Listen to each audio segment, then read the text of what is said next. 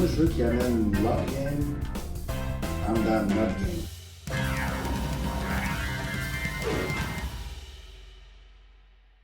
On est de retour à la Game dans Game. Je suis vraiment content, la gang. Deuxième épisode de la Game est dans Game. J'ai fait la même erreur la semaine passée. Au lieu de dire le nom de mon podcast, la Game dans Game, j'ai dit la Game est dans Game. Fait que ça commence bien. Même moi, je dis pas le bon nom de podcast. J'ai un nouveau prop aujourd'hui. Je sais pas si vous le voyez, mais c'est John Molson. Fait que c'est comme le 200e de Molson. Fait que c'est vraiment magique. J'ai trouvé ça dans une friperie. C'est vraiment une dinguerie. Fait qu'il va nous accompagner tout le long de la série. Fait que ça va être ça. Donc, je pense que vous avez peut-être remarqué, j'ai parlé à des amis, là, ils m'ont écouté. J'ai décidé de changer l'intro parce que, entre autres, j'ai reçu un copyright claim sur mon podcast, mon premier épisode, avant même qu'il sorte. Là, je sais pas trop comment que ça fonctionne, là, les copyright claims, mais en gros, j'ai une musique d'intro. Je l'ai pris sur un site web qui est sans restriction. Fait que du moment que je cite que j'ai pris... c'est un Creative Commons royalty. En tout cas, c'est copyrighté sous Creative Commons. Fait que tu as le droit de l'utiliser, mais il faut que tu cites que tu utilises ça. Ouais, c'est ce que j'ai fait. Mais ça a l'air que ma musique d'intro, c'était aussi une musique d'une musique pour enfants allemande. Donc, je sais pas trop. Super weird, là. Fait que là, au lieu de juste enlever mon intro qui était vraiment pas belle, là, on voit les sauts d'image. Tout. J'aurais juste dû comme couper puis laisser faire. Mais là, j'ai dit, comme étant la personne que j'étais là, ben non, j'ai le droit d'utiliser ça. Fait que là, j'ai contesté. Mais là, fait que là, ma vidéo est bloquée pendant 30 jours. Ça, faut que j'arrête de faire ça. D'ailleurs, j'ai remarqué. Mais on s'améliore aussi. J'ai parlé avec des amis, puis ils m'ont dit, ouais, deux, trois blocs, c'est trop long. Fait qu'on va y aller avec deux. On va voir ce que ça fait. Et on va se lancer là-dedans. Ah oui, puis je dis aussi, genre, 10 fois, il est pourri. Puis j'amène pas d'argument. Tu sais, comme j'ai dit Bennington, il est pourri.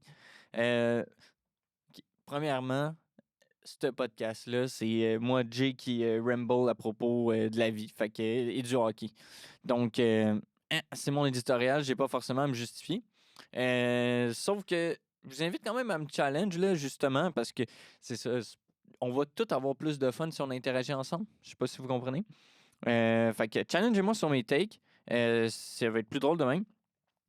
Puis c'est ça. Je pense que j'ai dit entre autres que Bennington et Nelson étaient pourris. Bon, là, Bennington, j'ai de l'air peut-être un peu épais. Peut-être un peu moins aujourd'hui. Là, j'enregistre ça dimanche pendant le match Canada-France. Il t'a laissé un juicy rebound à la France. Là, j'arrête de l'écouter, évidemment. Il t'a laissé un juicy rebound qui a causé un but. Oui, c'est un peu la faute à Perico sur le revirement. Mais comme genre... On sait que Bennington et ses rebounds, c'est pas glorieux. Fait que le voir faire ça... on comprend pourquoi il y avait des critiques sur sa sélection et le fait qu'il soit partant. Oui, c'est ça. Fait que c'est ça. Il a blanchi à son premier match.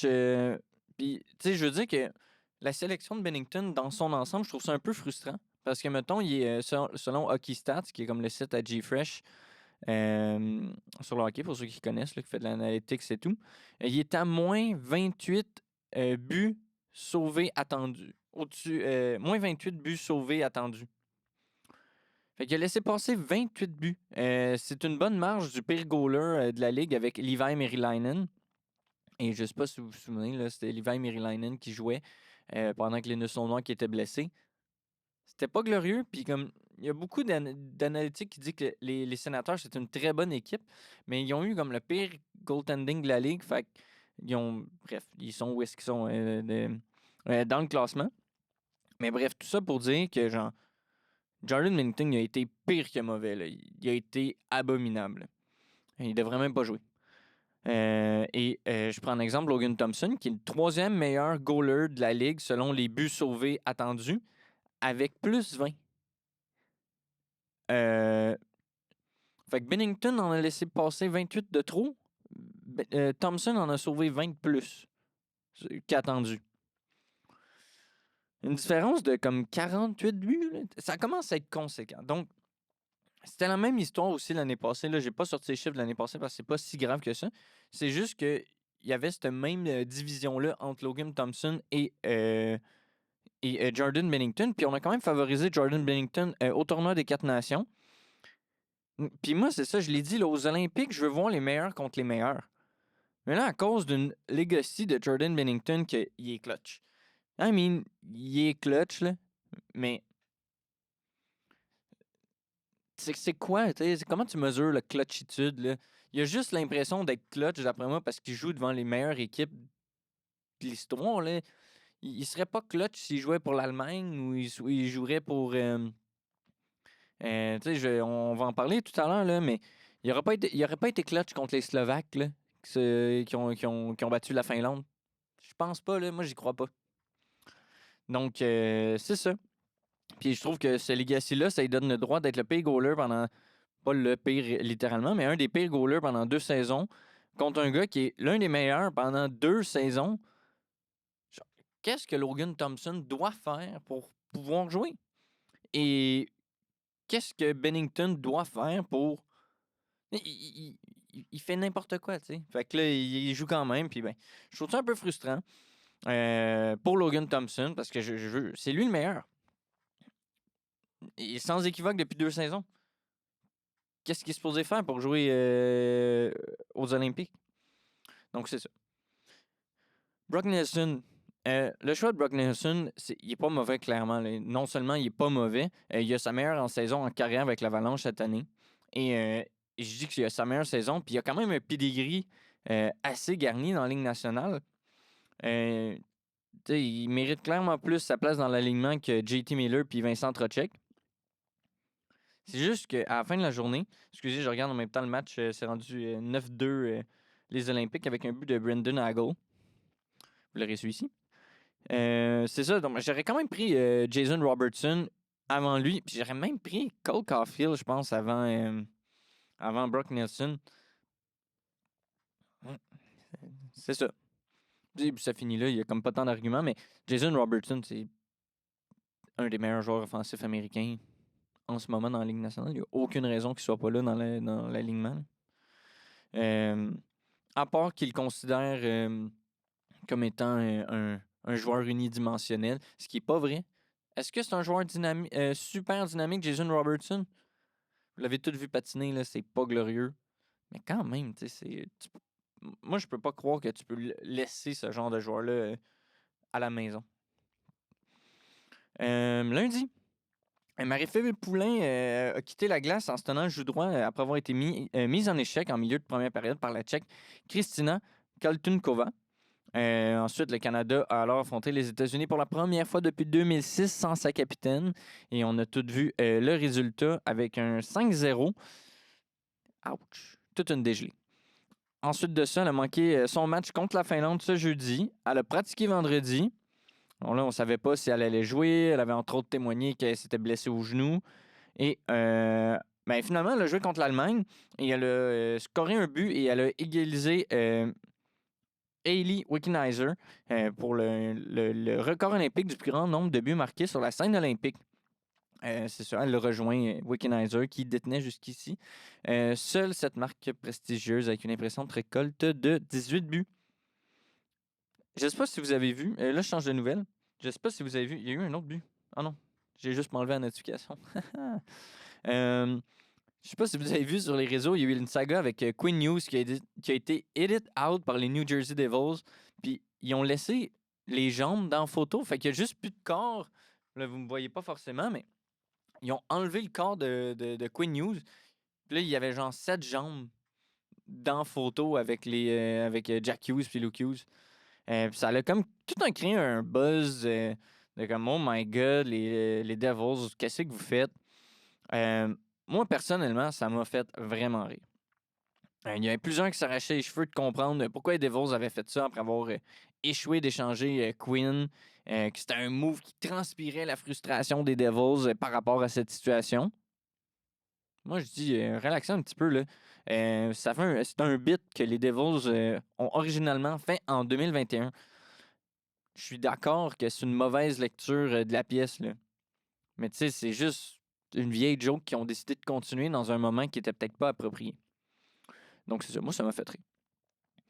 Il y a eu aussi une grosse controverse, là. Le Canada a fait une pratique aux Olympiques à porte fermée.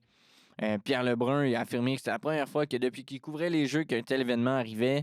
Euh, Au final, c'était une décision de John Cooper, l'entraîneur-chef de l'équipe canadienne et du Lightning. Puis ça, en soi, c'est un petit peu bizarre parce que c'est une décision du directeur général, il y a des trucs qui se passent, quelque chose comme ça. Non, non, c'est le coach. Fait que ça devient quand même bas dans la hiérarchie, là. Je sais pas si vous me suivez. Euh, Fait que pourquoi John Cooper faisait ça? Il a affirmé en gros que c'était un petit aréna et que l'objectif, c'était surtout d'éviter la distraction pour ses joueurs. Personnellement, il y a un enjeu là-dedans parce que la couverture médiatique fait partie de la game. Tu sais, moi, je la check, là, la couverture des pratiques, les lignes, c'est qui le gardien partant, qu'est-ce qu'ils font à l'entraînement, l'avantage numérique. Tu sais, moi, je trouve ça intéressant. Ça fait partie du jeu. Et c'est une partie de l'information qui m'intéresse, dont moi et beaucoup de gens. Et les journalistes, entre autres, qui, eux, me rapportent tout ça. Pas à moi personnellement, mais à tout le monde, là, tu sais. Les médias déboursent des montants incommensurables pour couvrir les jeux pour nous. Fait que moi, quand on me dit qu'une coupe de caméra va déranger les plus grosses stars de la Ligue nationale, puis qui, tu sais, ils ont une caméra puis un micro tout le temps en face, moi, je trouve ça un peu dommage, là. Puis je trouve ça dommage, puis je trouve ça pas de bon sens, là. T'es en train de me dire, pour vrai, que Connor McDavid, il est dérangé par un micro. Il y a tout le temps un micro d'en face, là. Il se fait interviewer à tous les matchs, presque. 82 fois par année, tu sais. Plus toutes les... Je trouvais que c'est un faux argument, puis je trouve pas que c'est en gatekeepant l'information que tu vas faire grandir le sport. Tu fais juste créer des histoires pour rien. Gavin McKenna, les charges d'assaut grave ont été drop. Il va jouer pour Penn State. Il a joué pour Penn State contre le numéro 2 du circuit, l'Université de Michigan. Il y a quand même des gens qui ont crié dans les estrades « Go to jail ». C'est, j'imagine, c'est 10-2 pour les Olympiques. Macklin Celebrini, il score à volonté. Moi, je dis ça, je dis rien. Il y a un record d'ailleurs qui va battre pour le plus jeune ado, un teenager, ado, à scorer le plus grand nombre de buts scorés par un teenager pour Équipe Canada au jeu. Très intéressant. Oui, c'est ça, Gavin McKenna. C'est ça, il a joué, puis il y a quand même des étudiants qui ont crié Go to jail, fait que va en prison. Peut-être parce que j'imagine qu'il y avait comme une conspiration qui a payé les gens, mais tu sais, à la fin de la journée, oui, il a reçu un gros montant pour aller jouer avec Penn State. C'est pour ça qu'il a quitté, entre autres, la pas la PWHL, la WHL, donc la Ligue de l'Ouest, pour aller jouer à l'université parce qu'il recevait des gros montants. Ils l'ont payé pour venir. Et il vient d'une famille modeste. Donc, je me souviens plus c'était combien le montant, mais ça aurait fait partie pour bail-out. Ça aurait fait une grosse partie du bail-out pour... Il n'y avait pas l'argent de payer, puis ils n'ont pas payé. Les charges ont été abandonnées après une révision vidéo. C'est dit, là, quand il y a des ententes à l'amiable, là, que... Fait que moi, je trouve qu'il n'y avait pas vraiment de controverse. Je trouve quand même qu'il n'était pas obligé de casser les dents, là. Mais tu sais, ça peut-être du temps, un mois, comme ça va bien aller. Mais tu sais, que les gens leur crient Go to jail, je sais pas. J'ai un peu mauvais goût quand même. Jacob Fowler, il était blessé, il a manqué le tournoi d'habileté, le tournoi des étoiles, mais le match des étoiles de la Ligue américaine. Mais il a joué vendredi soir contre les Hershey Bears. J'allais dire comme Hershey. En tout cas, comme le chocolat. Hershey Bears, avec une victoire de Laval. Je voulais faire un petit shout-out à un prospect qui joue dans un prospect des Flames, Wittenbach. Il a une des plus grosses saisons inimaginables dans la NCAA. 30 matchs joués, 19 buts, 28 passes, 47 points. C'est un petit joueur, 5 pieds 10, 181 livres. Pour ceux qui nous écoutent et qui écoutent Mathias et le Snake, ça, c'est un d'or. Ça, c'est un d'or. Garanti. Bref. Fait que 5e round, 54e overall par les Calgary Flames. Ah oui, c'est ça, je vous ai sorti un scouting report d'un scout de Elite Prospect. Et je vais vous le lire, là, peut-être rapidement. J'ai vraiment mis un gros texte, là, mais je vais vous le lire pour vous donner peut-être une idée un petit peu de. OK, Wittenbach a une des saisons correspondantes les plus élevées pour comme un D+1 prospect. Fait que D+1, t'as la draft year. Fait que D year, puis là, t'as le D+1. Fait que c'est draft +1. Fait que l'année d'après. Je vais souvent référer à ces termes-là parce que c'est comme le jargon utilisé dans le monde du hockey. Fait quoi, il y a un petit scouting report du 9 janvier 2026 contre Quinnipiac University versus Union College. Il joue pour Quinnipiac University, si je me souviens bien, Wittenbach. Il dit encore un match prolifique offensivement pour Wittenbach, une performance devenue habituelle depuis sa première année à Quinnipiac. Il crée et soutient l'attaque avec une approche tactique et méthodique, avec ou sans la rondelle. Un positionnement remarquable avec une excellente couverture de la glace dans les 3 zones. On remarque également à chaque visionnage sa capacité à se démarquer constamment entre les défenseurs pour des tirs dans des zones à fort pourcentage de réussite. Ceci est également dû à sa position de bâton toujours prête à recevoir, ce qui fait de lui une option de passe évidente. Même en défense, il fait preuve d'intelligence en repliant. Il s'assurait de vérifier le positionnement des adversaires derrière lui, et pas seulement devant. Avec la rondelle, Wittenbach sait doser la rapidité de circulation avec la capacité de la conserver pour créer ses propres occasions. Il repère les adversaires pris au dépourvu et en profite en les laissant s'échapper avant de traverser la zone pour se créer une ouverture de tir ou de passe, une patience impressionnante au bon moment. De plus, il ne laisse jamais le jeu s'arrêter. Il fait circuler la rondelle rapidement et se repositionne en zone offensive quand il le juge opportun. L'une de ses forces est de foncer au centre pour saisir les occasions de seconde chance après un tir d'un coéquipier, qu'il s'agisse d'un tir bloqué ou d'un rebond. Wittenbach n'est peut-être pas le joueur le plus technique ou le plus dynamique, mais il est intelligent et possède un instinct offensif qui lui permet d'être très productif. J'aimerais toutefois le voir jouer plus souvent avec sa vitesse.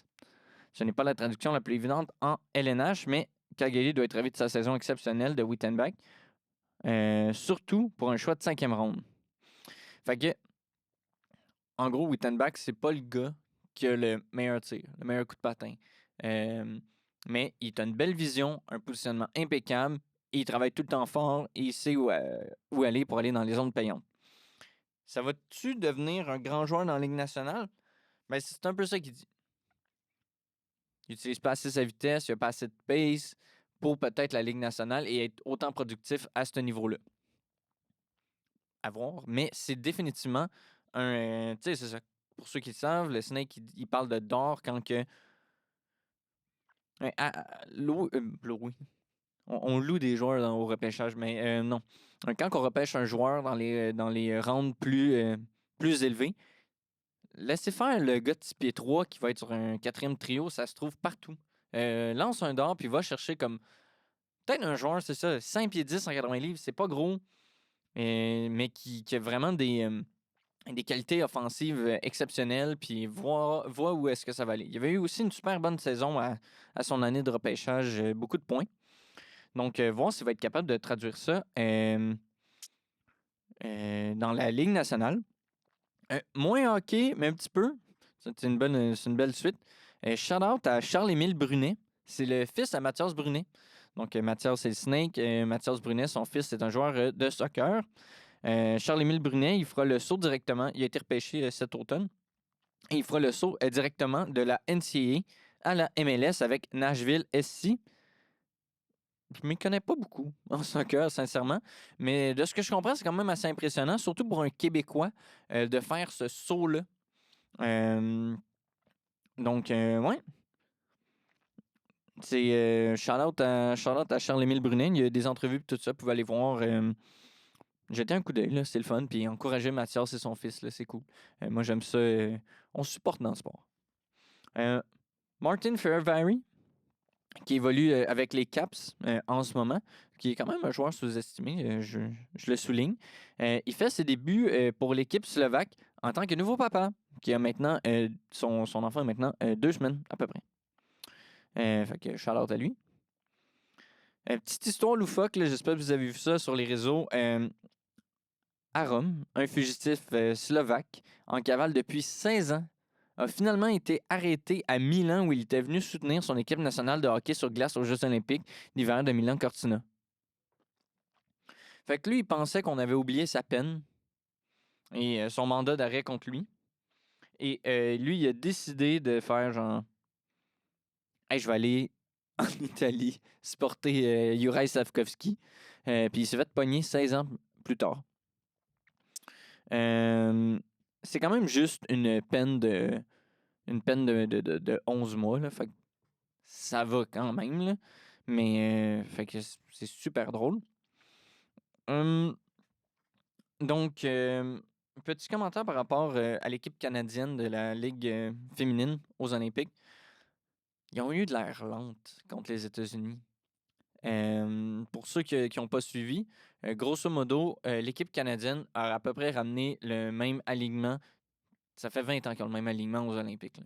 Genre, ils bougent pas, puis c'est les mêmes trios, même équipe, et ils vont avec ça parce que leur pedigree est tellement comme impressionnant qu'ils vont avec. Sauf que là, les États-Unis, eux, sont allés avec une autre approche. Ils ont décidé, en fait, de prendre des jeunes joueuses up and coming, qu'on peut dire. Dont Layla Edwards, qui joue dans la NCAA en ce moment. Eh bien, ils ont eu de l'air lente, les Canadiennes, contre les États-Unis. Et on l'a vu dans la marque. On a fini avec, c'est ça, une marque de 5-0. Je trouve ça triste. Mais tu sais, ça va peut-être forcer à changer les choses un petit peu. C'est sûr que ça l'aide pas que tu n'as pas ta capitaine Marie-Philippe Poulin dans ton alignement. Mais c'est pas mal ça. Je pense qu'on va finir, c'est ça, le premier bloc ici. Et on va se revoir directement après la pause. Une petite pause, là, pas très longtemps. Pour vous, c'est genre 45 secondes. Mais moi, je prends le temps de prendre un peu d'eau. Je m'amuse en dessous des tables. Non, c'est pas vrai. OK, fait que petite pause, puis on se revoit directement après.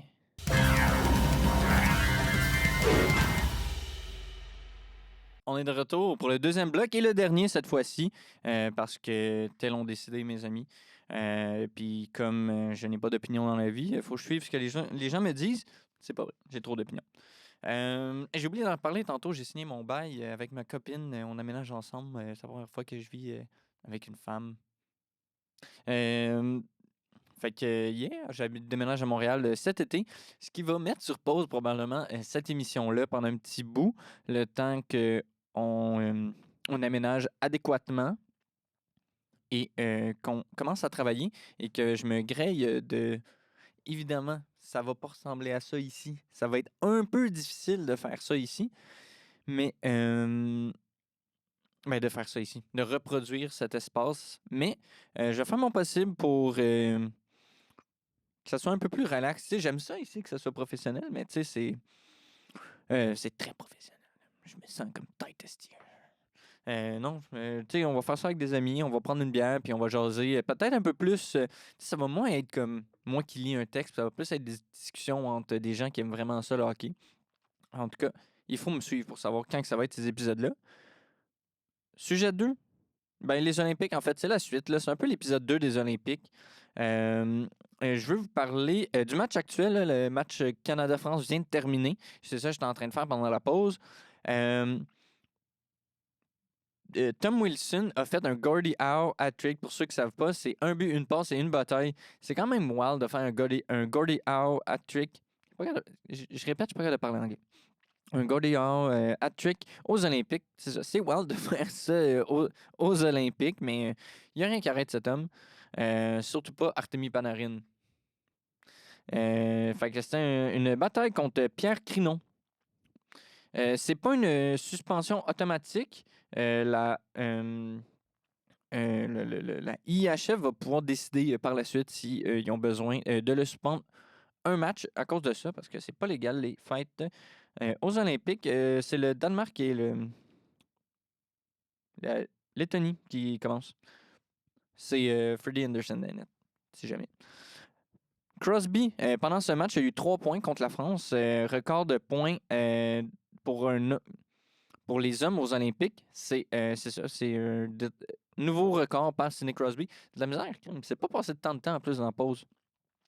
Mais ce 3 points contre la France, ça lui permet d'atteindre les 16 points et de battre le record de Jérôme Iginla, qui avait 14 points en 19 matchs.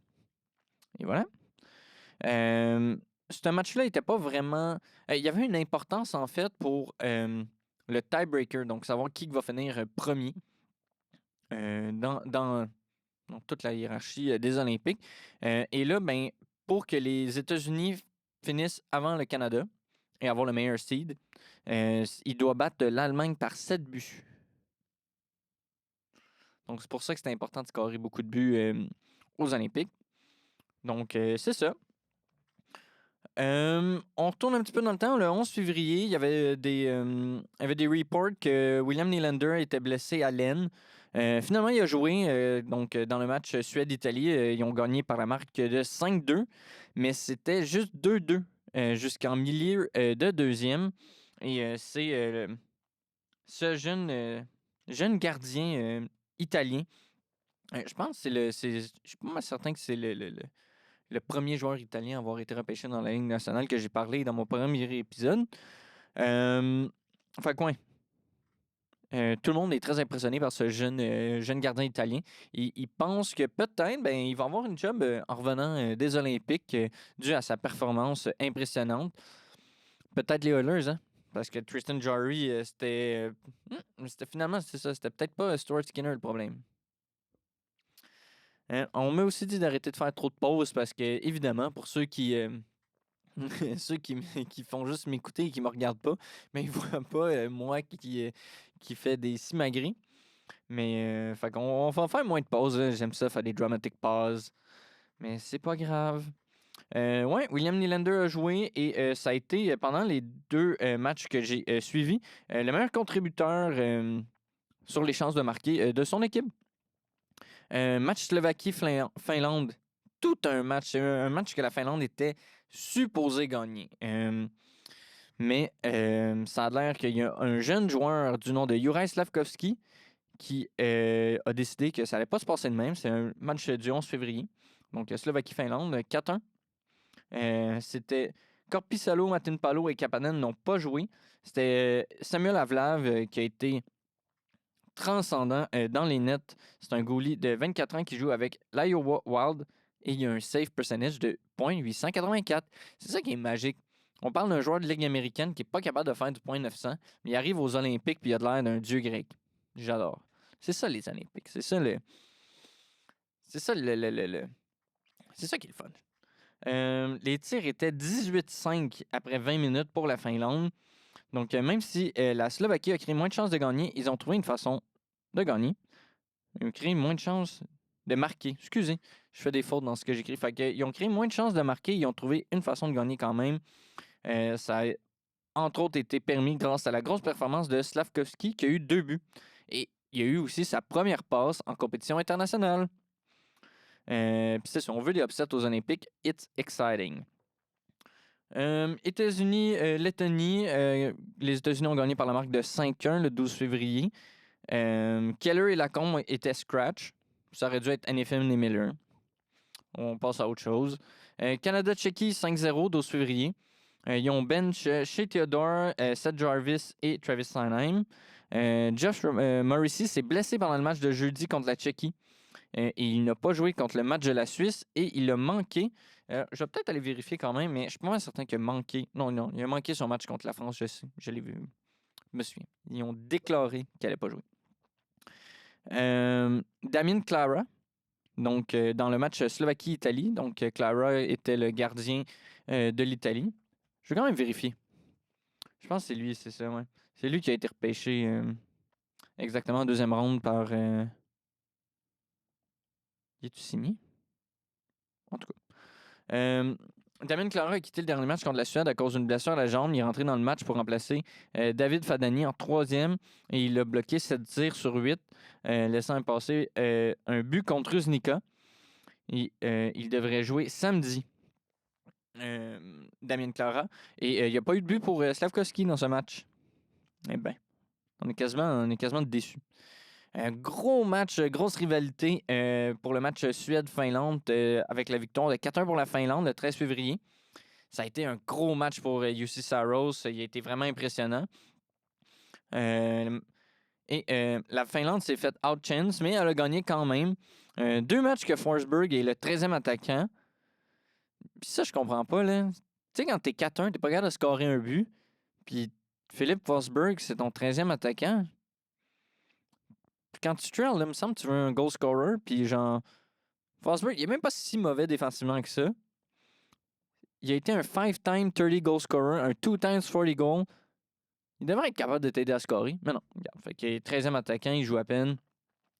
T'sais, plein de love à Pontus et Wenberg. Ils ont des grosses saisons, mais ouais, ils sont pas, ils ne seront jamais Philippe Forsberg. Marcus Johansson et Hampus Lindholm étaient les scratch. J'aurais probablement fait jouer Hampus Lindholm avant Rasmus Andersson. Nico Mikola a momentanément quitté la glace, mais il est revenu. Mikko Rantanen, je me suis laissé une note. J'ai dit que Mikko Rantanen s'était fait poivrer 2 fois par Edman. Il m'a bien fait rire. C'est chez Theodore qui a remplacé. Oh, qu'est-ce que je me suis écrit là? Ça n'a pas de bon sens. Laissez faire avec chez Theodore. J'ai mal écrit à la mauvaise place. Ah oui, c'est ça. Donc, j'allais pour le match Canada-Suisse. Victoire de 5-1 par le Canada. Et c'est chez Theodore qui a remplacé Morrissey. Kevin Fiala, sous une mise en échec de Drew Doughty, si je me souviens bien, a quitté le match et il s'est fait opérer en Italie. Et il va manquer le reste de la saison. Dur coup dur coup pour la Suisse et, entre autres, les Kings qui viennent d'acquérir Artemi Panarin. Là, ils bonifiaient quand même leur allié, mais là, bon, ils viennent de perdre Kevin Fiala. J'ai vu une rumeur là, qui disait qu'il serait peut-être intéressé à Patrick Laine. Puis je trouve pas ça si fou que ça, tu sais. Pour remplacer, entre autres, sur l'avantage numérique qui est douteux, on pourrait dire, sur les Kings. Excusez, j'ai encore fait une pause, mais j'hochais ma tête avec une face bizarre. L'avantage numérique des Kings est douteux. Entre autres parce qu'ils font pas jouer Brent Clark assez. Et ben là, ils n'ont plus Kevin Fiala, qui était leur joueur le plus dynamique avant Artemi Panarin, évidemment. Mais j'avoue qu'Artemi Panarin et Patrick Laine, peut-être que Patrick Laine pourrait avoir le même rôle avec les Kings qu'il y a eu avec nous la saison passée. Moi, je le vois. Puis, ça fait du sens pour les deux. Dans le sens on n'a pas vraiment de place pour le faire jouer Patrick Laine. Et on va être capable de leur vendre, dans un sens, pour pas cher. Ils vont prendre son capite, puis on va avoir un choix de 3, I guess. Un truc de même. Je trouve que ça a bien de l'allure. Ça a été le match à Logan Thompson contre Canada-Suisse. Il a été super bon. Rien à dire. C'est ça. Il va manquer le match. Il a manqué le match contre la France aussi, Josh Morrissey. Suzuki est toujours pas sur le power play pour le Canada. Le seul autre joueur canadien ayant plus de points que lui sur l'avantage numérique dans la Ligue nationale, c'est McDavid. Et l'autre joueur s'appelle Leon Draisaitl. Il me semble que ce serait une bonne idée de le mettre sur l'avantage numérique. Surtout, Nathan McKinnon avec l'avantage numérique de l'Avalanche qui fonctionne pas. Je comprends pas, tu sais. Bref. J'ai essayé de trouver de l'information sur Albert Smith, donc le seul joueur de 18 ans qui joue pour la Lettonie en ce moment. Dans la Ligue nationale, il va être repêché cette année, un haut choix, là, peut-être top 10. On verra, mais top 15 certainement.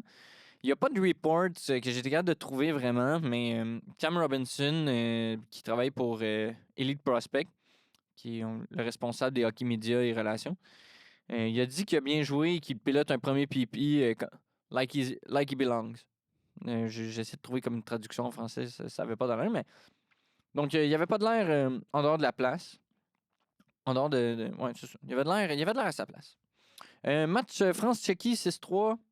Victoire de la Tchéquie le 13 février.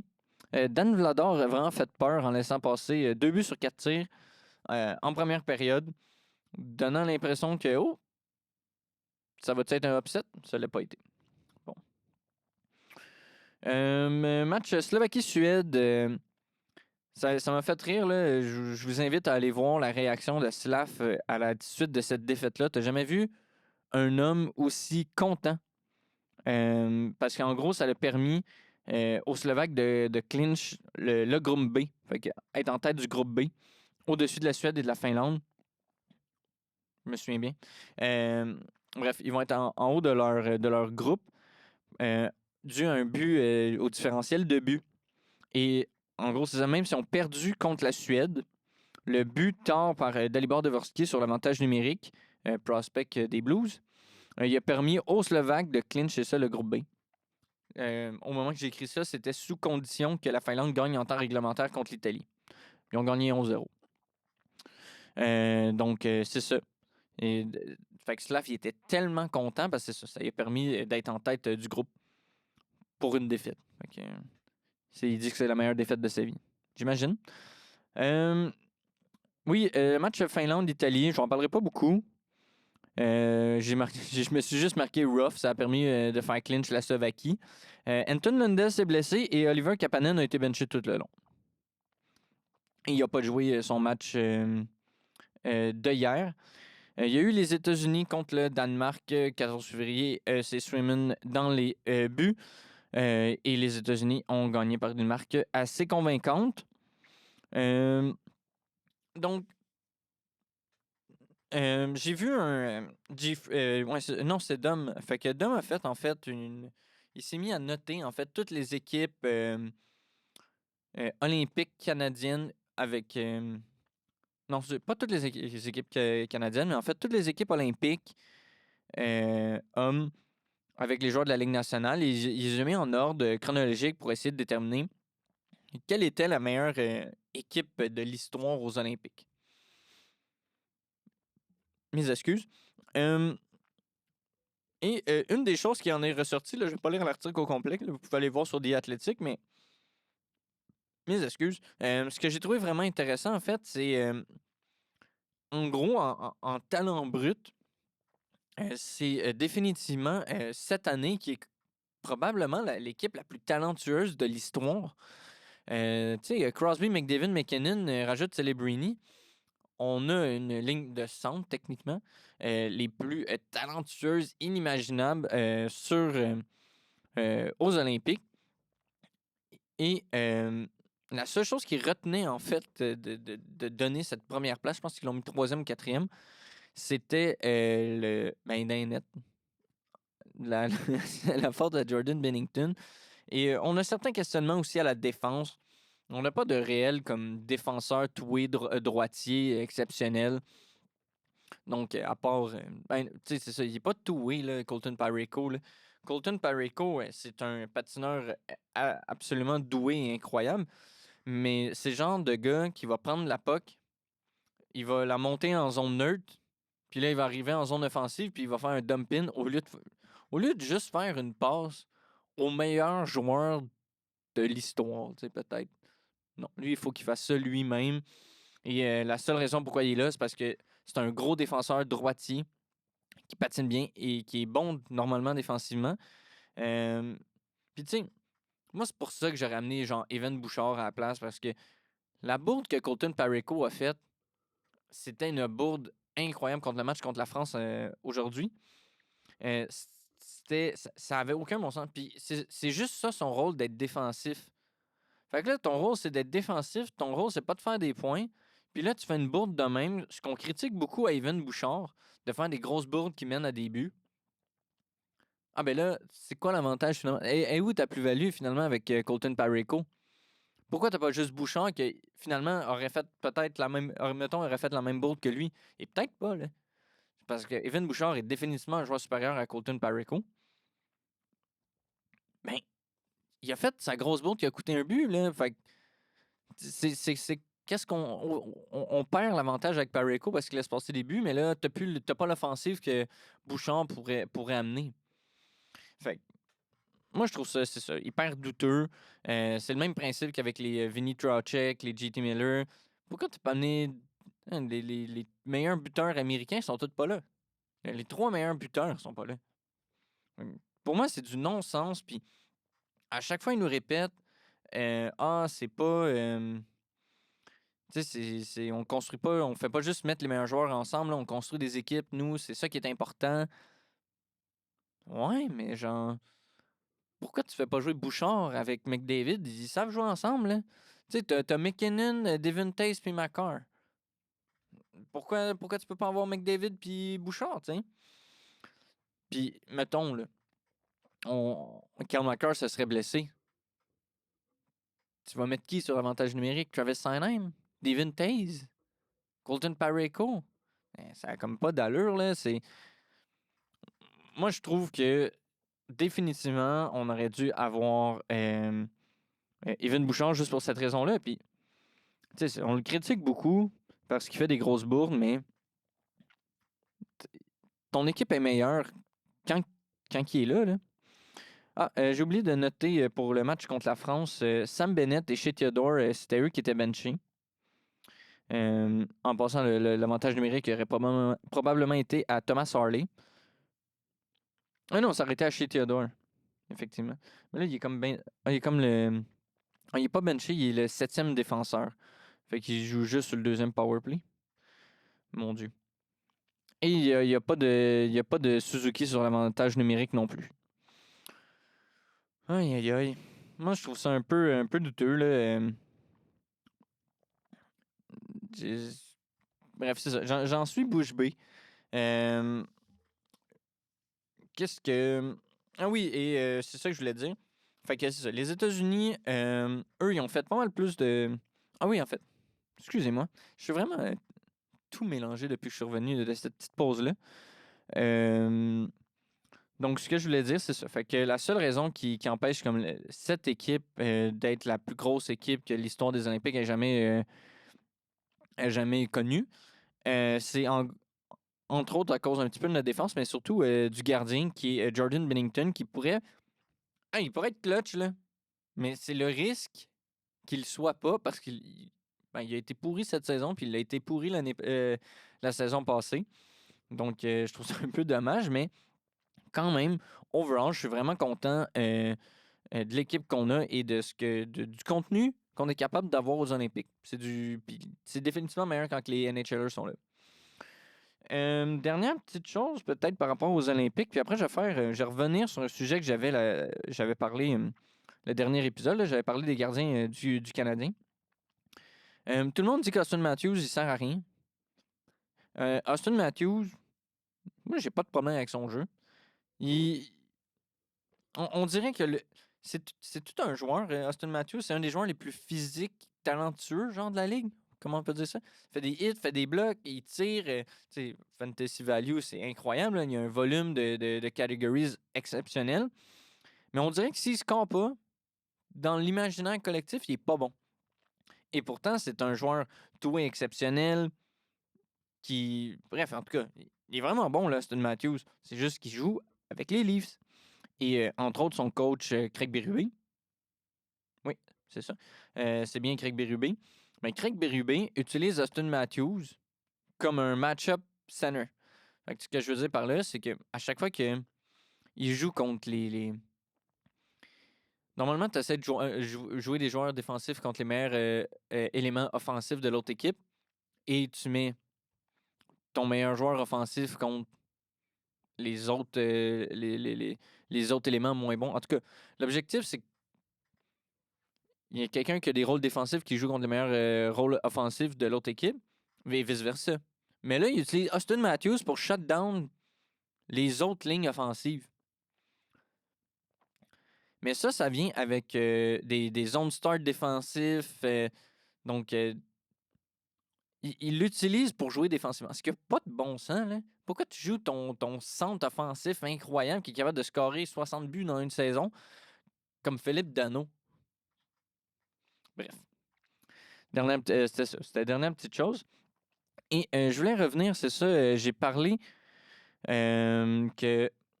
Oui, c'est ça. Dobèche va mieux, que Montembeault allait mieux cette année, mais ils sont quand même à juste 0,2 buts pour Dobèche, sauvé au-dessus attendu. Et Montembeault, il est à moins 1,7. Donc, si on se souvenait, là, les débuts de saison ont été catastrophiques pour ces deux gardiens-là. Ils jouent vraiment mieux depuis quelques temps. Mais c'est quand même pas des chiffres hyper reluisants pour le Canadien qui s'en va entre autres en séries éliminatoires. Et c'est ça, qui s'en va en séries éliminatoires et que je parlais que le Canadien était une super bonne équipe à 5 contre 5. Ben, super bonne. Une bonne équipe à 5 contre 5 avec des special teams exceptionnels. Surtout un avantage numérique. Fait que je voulais, c'est ça, explorer certains gardiens qui étaient peut-être sur le marché. Tu sais, quel gardien le Canadien pourrait acquérir avant que Jacob Fowler arrive? Il y a Jesper Wallstedt du Minnesota Wild. Donc là, je sais déjà ce que vous allez dire. On va pas aller acquérir Wallstedt quand que Jacob Fowler s'en vient. Wallstedt va coûter cher. Il fait du .914. Il laisse passer 2,62 buts. Tu sais, il est super bon, le Jesper Wallstedt, mais il va coûter super cher à cause de ça. Il a sauvé 6,4 buts above expected cette année. Il reste 1 an à 2,2 millions. Il va coûter super cher et on le sait, le Wild essaie d'acquérir un centre de deuxième trio, entre autres avec Jesper Wallstedt. On n'a rien à leur offrir. Vous pouvez me dire Kirby Dach, là, mais non, il vaut rien Kirby Dach en ce moment.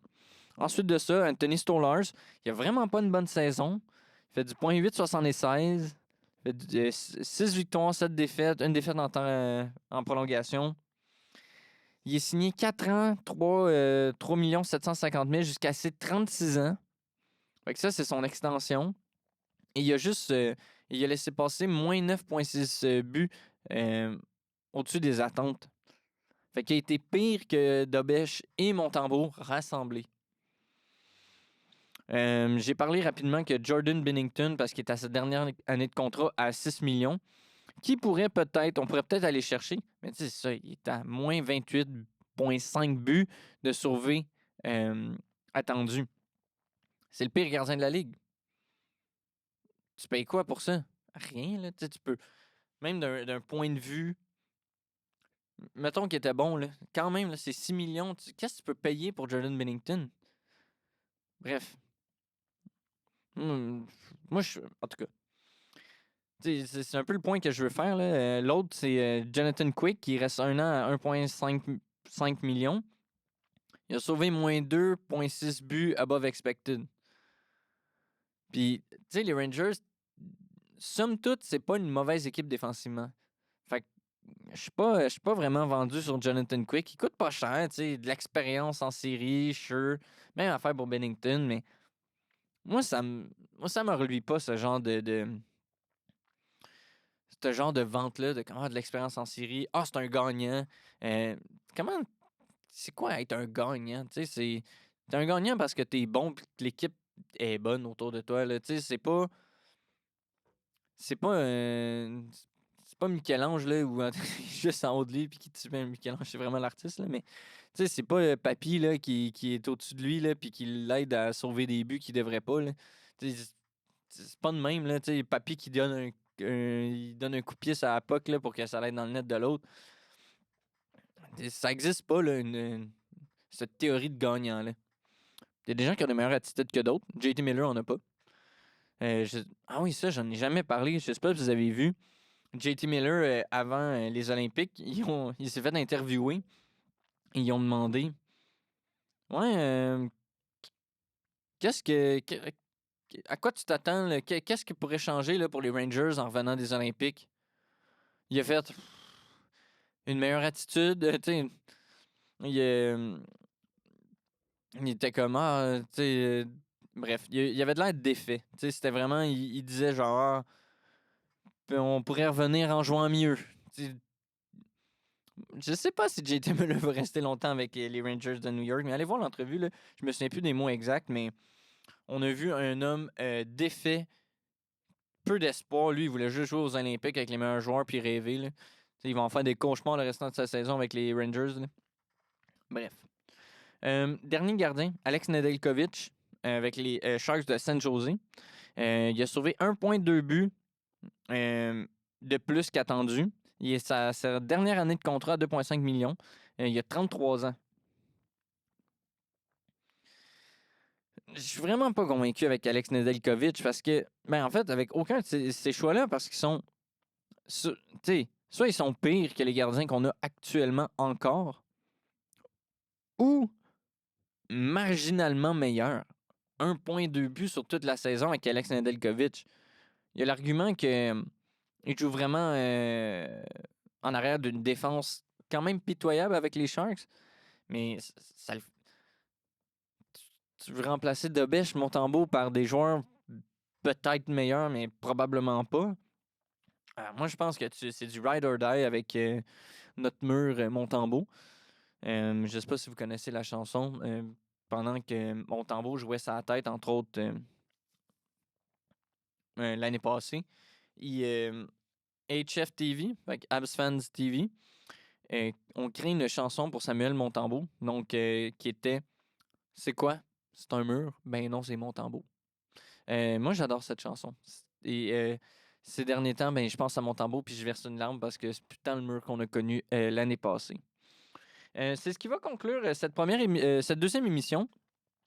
Première émission avec seulement 2 blocs. Ça va foutrement rapidement. Et j'espère être un peu plus tête et ne pas trop me perdre dans mes idées et me souvenir qu'est-ce que JT Miller a dit. Mais on s'en sort et ça va être... on se revoit la semaine prochaine pour la dernière semaine des Olympiques, je crois. Ça se peut-tu?